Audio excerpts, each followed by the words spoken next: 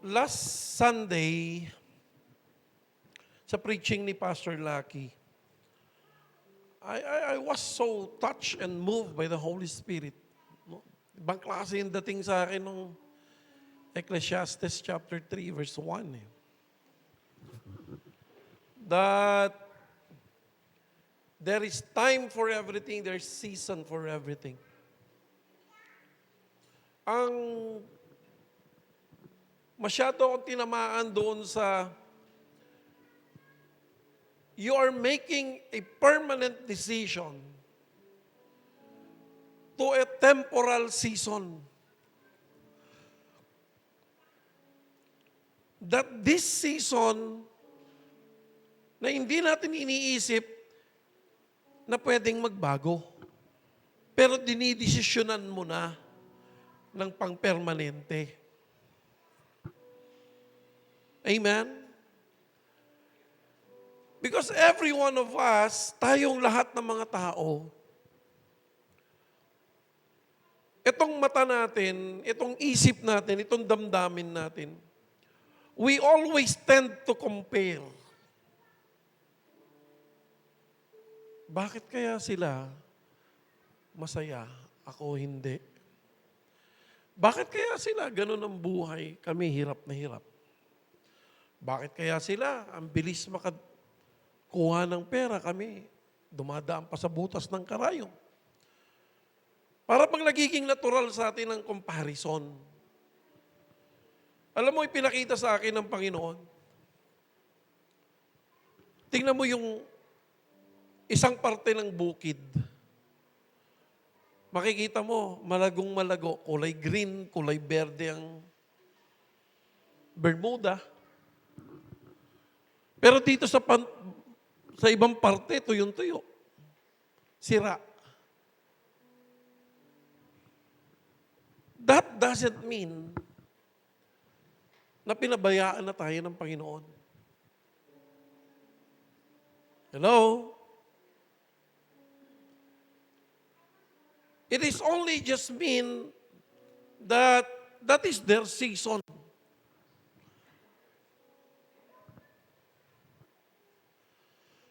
All we have to do is to believe. Ganda nga yung napanood ko sa Facebook. Meron siyang mahirap na babae na ang meron na lamang sa kanya ay yung arena ba yun? Na ibinebenta niya ito ng $1, isang bilao, sa mga mangingisda. Kasi yung mga mangingisda, ginagamit nila yon pantapal doon sa kanilang bangka kapag may butas. And she is earning $1 para maipakain niya sa kanyang mga anak. Balo na ito . Isang araw, sa kanyang pagpunta doon sa daungan para ibenta uli ang nagkakahalagang $1 na may malaking ibon kinuha. Inagaw sa kanyang bilao. Nilipad. So she is so devastated. She is so mad. Sabi niya, anong ipapakain ko sa aking pamilya? Anong gagawin ko? So complain siya ng complain. And then he went to the pastor's church. Sabi niya, Pastor, ano ba naman to? Grabe naman. Nananampalataya naman ako sa Diyos, pero grabe naman itong nangyayari sa amin. Yun na lang yung pag-asa ko para mapakain ko ang pamilya ko sa araw na ito. Maibili ko man lang na makakain nila. Pero bakit naman pinakawalan pa? Bakit naman hinayaan pa at pinahintulutan ng Diyos na maganap ito sa akin? Maya-maya may nagkakaingay sa labas. Lumabas yung pastor at sinilip kung sino. May 10 kalalakihan na nakatayo doon. Pare-pareho silang negosyante. At sila ay nag-uusap-usap na, Pastor, kaya kami nagkakaingay dito. Dahil kanina, sa pagpunta po namin dito, muntik na ho kaming hindi umabot dito at malulunod na ho kami. 10 ho kami nakasakay sa bangka at dahil may butas yung bangka, palubog na po dapat kami. Pero may isang malaking ibon na may daladalang do. At inihulog po sa amin yung do na yon. At yun ang ipinantapal namin doon sa bangka at nakarating kami ngayon dito. Kaya nag-uusap-usap kaming 10 na magbibigay kami ng tig-100 dolyar bawat isa sa amin para ibigay sa simbahan bilang pasasalamat sa Diyos. Narinig ng pastor. Tinawag yung babae. Ipinaliwanag ang nangyari. Mga kapatid, yung $1 na inaasahan mo sa oras na ito, the Lord can replace it to a $1,000. Hello? Kaya niyang baguhin ang sitwasyon. Hello? Why? Because our topic for tonight is, seasons are not by chance or error. It is appointed by God. Hello? Sino naniniwala sa inyo doon? I want you to pause for a moment. Just close your eyes. And think about your season today. Sabi kanina ni Omel, I'm about to give up. Minsan gusto na talaga nating sumuko. But tonight, the Lord is telling you, son, daughter, this is not a chance or error. Whatever your seasons are right now is my appointed time. In Jesus' name. In Daniel chapter 2, verse 20 to 21, it says, and said, praise be to the name of God forever and ever. Wisdom and power are His. He changes times and seasons. He deposes kings and raises up others. He gives wisdom to the wise and knowledge to the discerning.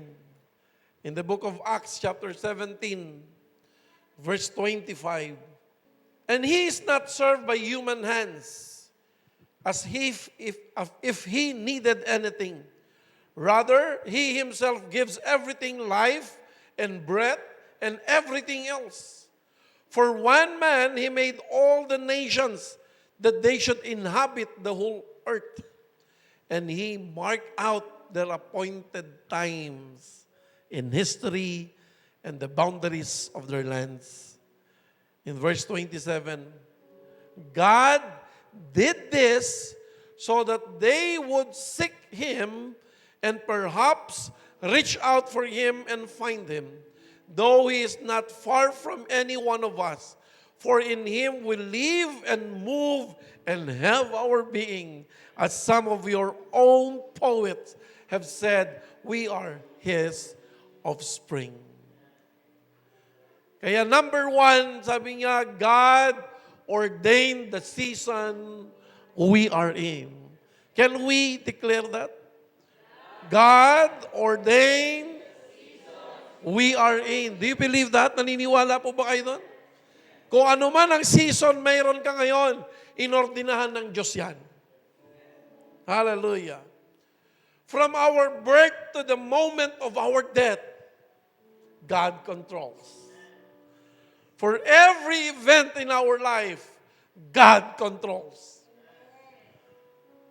God is just accomplishing His divine purpose to you. Sabihin mo sa sarili mo yan. God is just accomplishing His divine purpose to me. Hallelujah. In Isaiah 44 verse 24, this is what the Lord says. Sino daw yung Lord natin? Sino? Sino? Pakilaksan nyo nga, sino yun? Your Redeemer. Ano yung Redeemer natin? Taga-tubos, tagapagligtas. Ano sabi niya? Who formed you in the womb. I am the Lord, the maker of all things, who stretches out the heavens, who spread out the earth by myself. Sino naniniwala sa kapangyarihan yon ng Diyos? In Jeremiah chapter 1 verse 5, before I formed you in the womb, I knew you. Before you were born, I set you apart. I appointed you as a prophet to the nation. Wow! Ano man ang pinagdadaanan mo ngayon, para sa iyan. Nasa sinapupunan ka pa lang ng anak ng iyong ina, may dakilang layunin na ang Diyos sa iyo. Huwag kang malungkot. Wala kakalungkot ang itsura ni Nicole. Kasi sa isip ko, sa isip nating lahat, mabuti pa yung iba, we tend to compare again. But that is the divine appointed time. Yan ang itinakda ng Diyos para sa kanya. Kaya ang dapat ilagay mo sa puso't isipan mo, magtiwala ka sa Diyos. Ganon din sa iyo, Monica. Monica. Ganon din sa iyo. Ganon din kay Omel. Huwag ka dapat sumuko. Bagkus magtiwala ka that this is the time, the very moment that God has appointed you. Hello? Alam mo yun, nag-post ako sa GC namin magkakapatid. And then I just share Ecclesiastes chapter 3 verse 1 kasi grabe talaga yung impact sa akin nun eh. And I said, all I have to say right now is to say, I am sorry and I love you. Kasi nga, sometimes nakakapagbitaw tayo ng mga salita na akala mo, yun na lang yung araw. Akala mo wala nang bukas na susunod. Amen? Kaya dapat, bago mo gawin ang isang permanenteng bagay, pag-isipan mong mabuti, may susunod pang araw. Amen po ba? Kaya sabi ng salita ng Diyos, there are new every morning. Kaya nga sinasabi niya, forgive. Forgive. Keep forgiving. Because you do not know the time, the appointed time that the Lord will do. Katulad nung ninakaw nga na wala sa kanya, pwede ka na magpanik, pwede ka magreklamo. Legit yun! Amen? Pero hindi mo alam na ang purpose pala ng Lord ay magliligtas ng 10 tao. At yung 10 tao na iniligtas niya, babalik din sa iyo more than 100 folds ang blessing na nawala, na babalik sa iyo. Amen po ba? Maaaring nawala yung sing-sing, pero ilang 1,000 folds ang bumalik. Nakapag-donate pa nga kayo eh.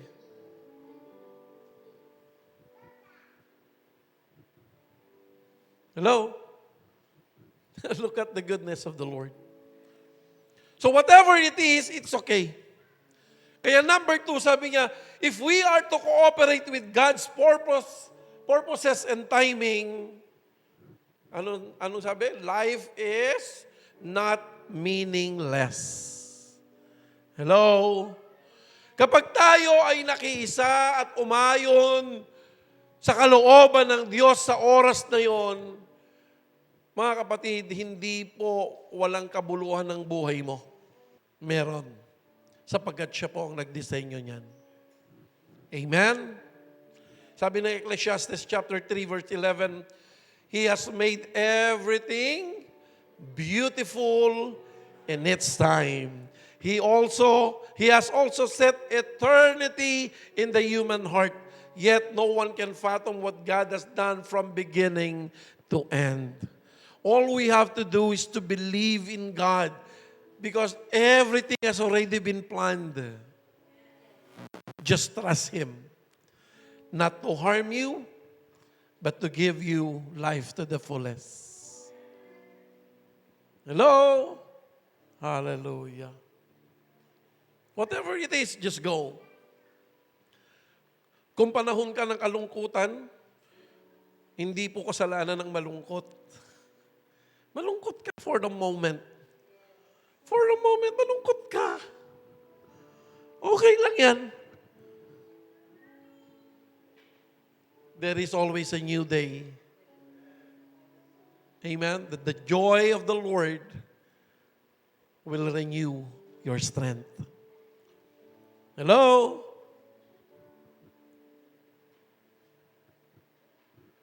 Alam mo, mahirap isipin yung sitwasyon ng iba kasi wala ka sa sitwasyon nila. Amen? Kaya nga, wag mo na lang isipin yung sitwasyon ng may sitwasyon. Isipin mo yung sitwasyon mo. At isang araw, tatayo ka dito to testify. Katulad ng nangyayari sa atin. Amen po ba? Hello? Huwag mo ikukumpara ang sarili mo sa kumpara sa iba. Magkakaiba po tayo ng disenyo. Pero lahat mararanasan natin. Sabi ng 1 Corinthians 10:13. Hallelujah. In Romans chapter 8 verse 28, sabi niya, and we know that in all things, ano sabi niya? Pakibasa, and we know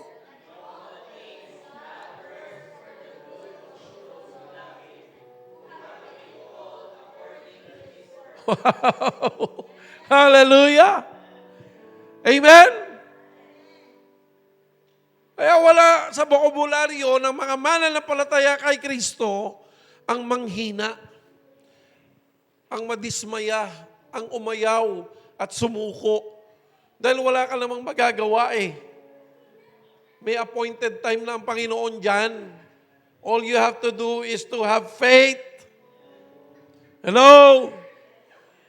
Tandaan po natin, kapag hindi mo naipasa ang grade 1, maski anong gawin mo, hindi ka pwedeng lumipat sa grade 2. Kaya ang nangyayari, paikot-ikot ka lang, pabalik-balik ka lang, pabalik-balik ka lang.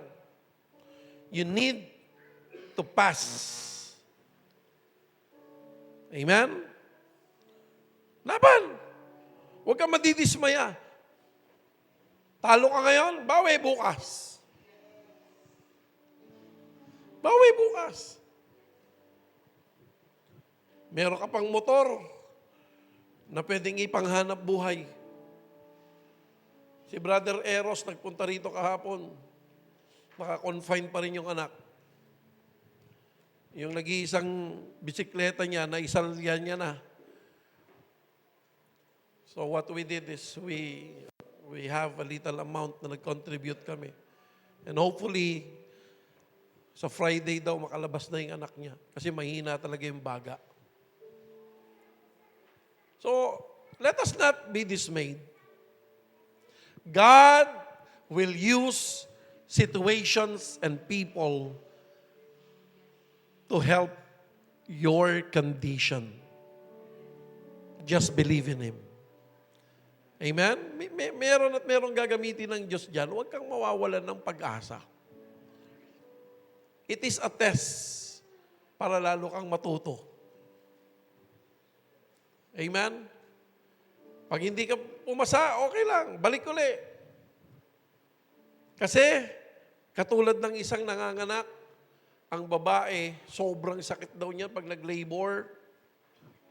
Pero kapag ka nanganak na siya, nakapanganak na, lahat ng paghihirap niya, nakalimutan niya na. Kasi napalitan na ng blessing na bata. Amen? So, sabi mo sa katabi mo, relax ka lang. And number 3, pakibasa, in every season,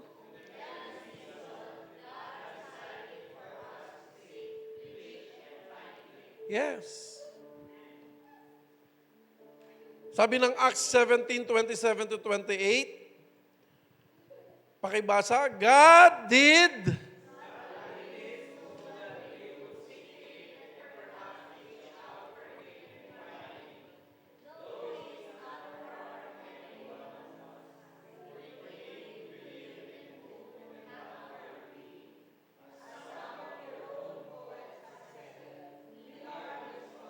hallelujah. In every season, God wants us to remember Him. Good or bad, God knows. And sabi sa huli, in good times or in bad times, ano daw? In good times or in bad times, He can be? Ulitin nga natin, in good times or in bad times, He can be found. Amen? Are we all blessed? Sa gabing ito, I believe that God has touched everyone's heart.